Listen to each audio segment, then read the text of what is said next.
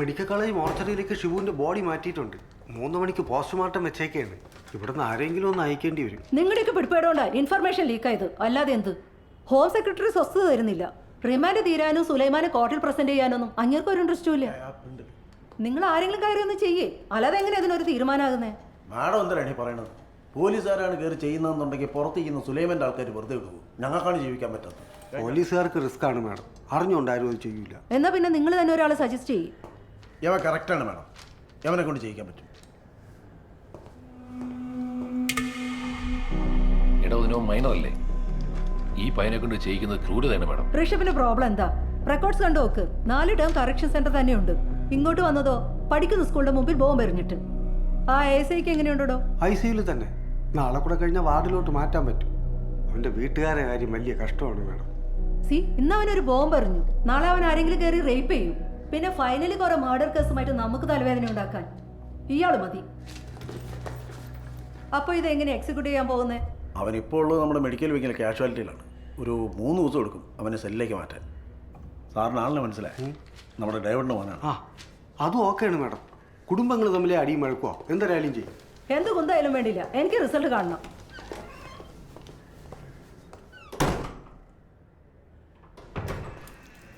Doctor ഒരു 10 minute ഒന്ന് പുറത്തോട്ടിക്കണം. എൻ്റെ ഡ്രസ്സിങ് കഴിഞ്ഞിട്ടില്ല, ബ്ലീഡിങ് കൂടുതലാ. അതൊക്കെ പിന്നീട് നോക്കാൻ ഡോക്ടറെ. ഉയരുണ്ടല്ലേ, ഇപ്പൊ തന്നെ മൊഴി എടുക്കണം. ഒന്ന് വെളിയിലോട്ട് പോയാണ്. പോയി പോണം. ഇപ്പൊ എങ്ങനെ ഉണ്ടേ? ഒന്ന് എണീച്ചിരുന്നാണ് നോക്കട്ടെ.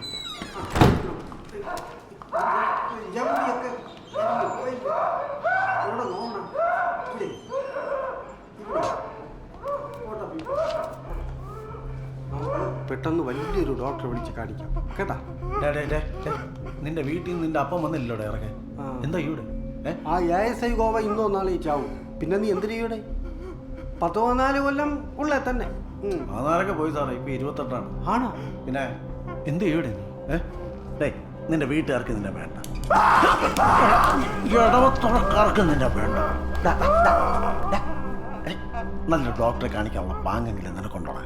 ഞങ്ങൾ പറയണ ഒരു കാര്യം നീ ചെയ്ത റിമാൻഡ് കഴിയുമ്പോൾ നിന്നെ പുറത്തിറക്കി തരാം. എന്ത് ചെയ്യൂ? നിന്റെ ഈ മുറിവൊക്കെ ഞങ്ങൾ ഉടയ്ക്കുന്നു. നിന്നെ ഞങ്ങൾ വേറെ സെല്ലിലോട്ട് മാറ്റാം. എന്ത് മനസ്സിലായോ? അവിടെ നീ ഞങ്ങൾക്ക് വേണ്ടി ഒരാളെ കൊല്ലണം.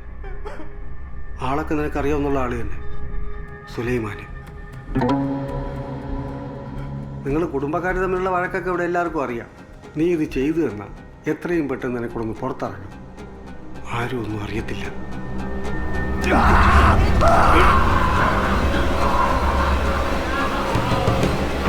അതെ, ഇപ്പൊ ഇയാൾ എന്റെ പേഷ്യന്റാ. ട്രീറ്റ്മെന്റ് കഴിഞ്ഞ് സെല്ലോട്ട് മാറ്റുമ്പോൾ മതി നിങ്ങളുടെ ഇൻട്രോഗേഷൻ.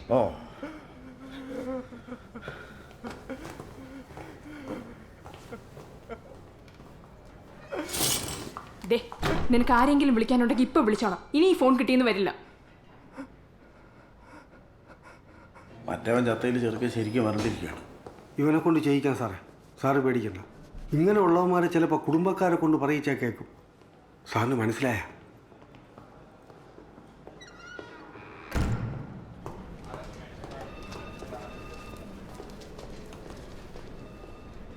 യവന്മാർ നമ്മുടെ അലിക്കൊക്കെ ഒരു സെക്യൂരിറ്റി കൊടുക്കില്ല.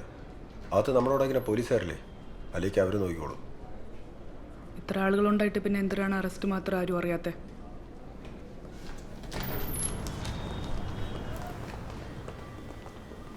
ഹമീദേ, ഞാൻ സാറിനെ കണ്ട് സംസാരിക്കട്ടെ.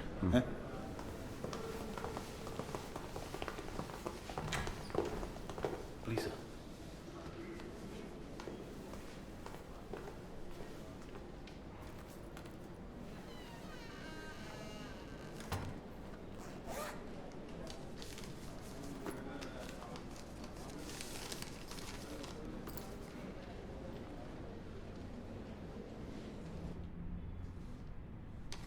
സുലൈമാനെ നിങ്ങൾക്ക് നാളെ തന്നെ സ്പെഷ്യൽ ജയിലിൽ കയറി കാണാം. അതിനുള്ള സാങ്ഷൻ ഞാൻ മിനിസ്റ്ററുമായി ആലോചിച്ച് ചെയ്തിട്ടുണ്ട്. പെറ്റീഷനിൽ പറഞ്ഞ പോലെ എയർ കൂളറും മെഡിസിൻസും നമുക്ക് അകത്തെത്തിക്കാം. ബട്ട് സെക്യൂരിറ്റി കൂട്ടുന്ന ആരും ബുദ്ധിമുട്ടാണ്. അങ്ങനെ പറയല്ലേ സാറേ. അലിക്കയുടെ ജീവൻ ഒരുപാട് ത്രെട്ട് ഉണ്ട്. ആ ജയിലിൻ്റെ മുന്നിൽ തന്നെ ഒരാൾ കൊല്ലപ്പെട്ടത് സാറിന് അറിയാവുന്നതല്ലേ?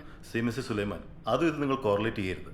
സ്പെഷ്യൽ ജയിൽ എന്ന് പറഞ്ഞാൽ ഇന്ന് കേരളത്തിൽ കൊടുക്കാവുന്ന മാക്സിമം സെക്യൂരിറ്റി പ്രശ്നമാണ്. അല്ല സാറേ, ഐസൊലേറ്റഡ് സെല്ലിനകത്ത് തന്നെ കുറച്ച് കൂടുതൽ സെക്യൂരിറ്റി കൊടുക്കാൻ പറ്റിയ ഇസഡ് കാറ്റഗറി എക്സി കാറ്റഗറിയെ കൊടുക്കുക അവ ആരടി VIP ഒരു ലോക്കൽ ഗുണ്ട അല്ലേ ആര് ചെയ്യാൻ പറ്റുന്നതിനൊക്കെ ഒരു പരിധിയുണ്ട്. സാർ പറഞ്ഞു കേട്ടില്ലേ, ഇപ്പം കൊടുക്കാൻ പറ്റുന്ന സെക്യൂരിറ്റികളൊക്കെ ഉള്ളു. ജയിലിൻ്റെ പുറത്തുണ്ടായ പോലെ അകത്തൊരു ഗതികേട് കേരള പോലീസിന് ഉണ്ടാവില്ലെന്നുണ്ട്.